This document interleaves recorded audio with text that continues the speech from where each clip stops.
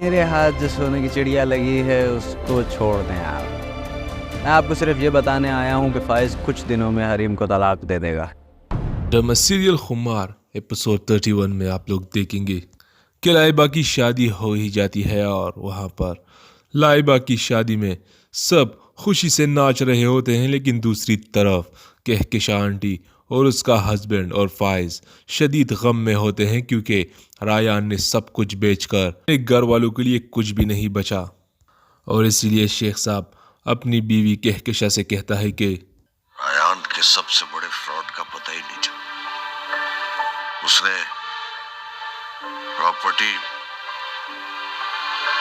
Property bank میں رکھوا کے بہت بڑی رقم وصولی ہے. کیا کیا چھپائیں گے ہم لائبہ کے سسرال والوں سے. ان کا منہ بند کروانے کے لیے تو کچھ بچ نہیں رہی ہے. کیا کریں گے ہم؟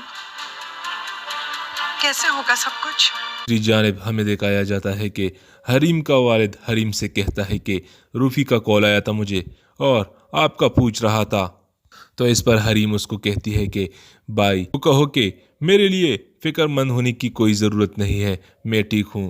روفی کا فون آیا تھا، تمہارا پوچھ رہا تھا as usual. بہت پریشان رہتا ہوں تمہارے لیے. ابو آپ روفی بھائی سے پلیز کہہ دیں کہ میرے لیے فکر مند مت ہوں، میں خوش ہوں، مطمئن ہوں اپنی زندگی سے. یہاں پر حریم اپنے والد کو کہتی ہے کہ میں اپنی زندگی میں خوش ہوں اور مطمئن ہوں، آپ بھی روفی سے کہو کہ میرے لیے فکر مند ہونا چھوڑ دے. لیکن حریم کو کیا پتا کہ کہکشاں آنٹی اس کا پیچھا نہیں چھوڑنے والی، اس کو مزید اذیتیں اور تکلیفیں دینے کی موڈ میں ہے.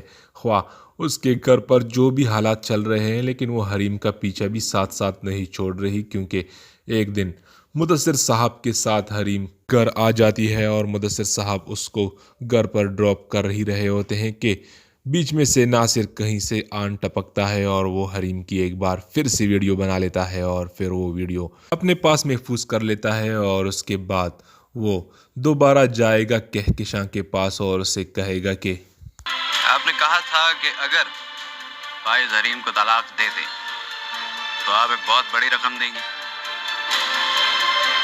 ہاں کہا تھا. تو میں ڈیل پکی سمجھوں. ایسا کیا لگ گیا تمہارے ہاتھ؟ میرے ہاتھ جو سونے کی چڑیا لگی ہے اس کو چھوڑ دیں آپ. میں آپ کو صرف یہ بتانے آیا ہوں کہ فائز کچھ دنوں میں حریم کو طلاق دے دے گا. یہاں پر کہکشاں اپنے گھر میں جیسے بھی حالات ان کے چل رہے ہیں، لیکن حریم کا پیچھا چھوڑنے والی نہیں ہے اور وہ فائز اور حریم کا طلاق کروانا چاہتی ہے. اور اسی طرح وہ ناصر کو کہے گی کہ منہ مانگی قیمت تمہیں دوں گی اگر تم نے حریم کو طلاق کروایا. لیکن یہاں پر کون کون چاہتا ہے کہ حریم اور فائز ایک ہونے چاہیے، مدثر بیچ میں سے نکل جانا چاہیے؟ کمنٹ سیکشن میں اپنی قیمتی رائے کا اظہار ضرور کیجیے گا. چینل کو سبسکرائب کرنے کے بعد بیل کے بٹن کو ضرور دبائیے گا. ملتے ہیں اگلی ویڈیو میں. خدا حافظ.